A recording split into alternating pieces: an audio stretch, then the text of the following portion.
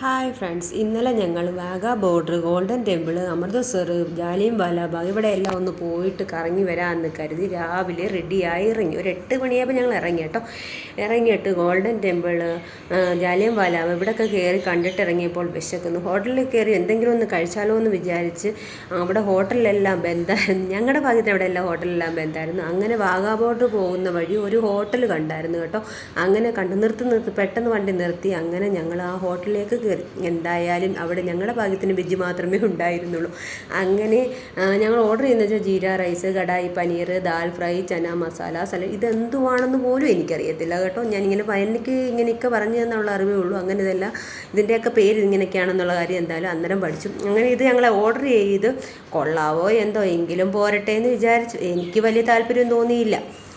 എന്നാലും നമ്മൾ ഓർഡർ ചെയ്തതല്ലേ, കഴിച്ചെല്ലാം പറ്റത്തുള്ളൂ, പൈസ പോയി കിട്ടി. അങ്ങനെ എന്തായാലും നമുക്ക് നമ്മുടെ ചോറും മീൻകറിയും തന്നെയാണ് നല്ലത്. അങ്ങനെ വാരി തിന്നാൻ ശീലമുള്ള ഞാൻ സ്പൂണൊക്കെ തന്ന് അങ്ങനെയൊക്കെ കഴിക്കാമല്ലോ എന്ന് വിചാരിച്ച് ഒന്നും പറയണ്ട, ഒരുവിധം ഒപ്പിച്ചു. കൊള്ളാമോ എന്ന് ചോദിച്ചാൽ കൊള്ളാം, കൊള്ളത്തില്ലോ എന്ന് ചോദിച്ചാൽ കൊള്ളത്തില്ല. പക്ഷെ നമുക്ക് ഇഷ്ടപ്പെടുന്ന ഫുഡൊന്നും അല്ല. നമ്മുടെ നാട്ടിൻ പുറത്തെ ഫുഡൊക്കെ കഴിച്ച് വളർന്നവർക്ക് നമുക്കിതൊന്നും പറ്റത്തില്ല കേട്ടോ. പക്ഷെ കൊള്ളാം, കുഴപ്പമില്ല. കഴിച്ചെല്ലാം പറ്റത്തുള്ളൂ. കാരണം എന്ന് വെച്ചാൽ വേറെ ഒന്നും കിട്ടത്തില്ലല്ലോ. നമ്മുടെ ചോറും മീൻകറിയൊന്നും കിട്ടാൻ സാധ്യതയില്ല.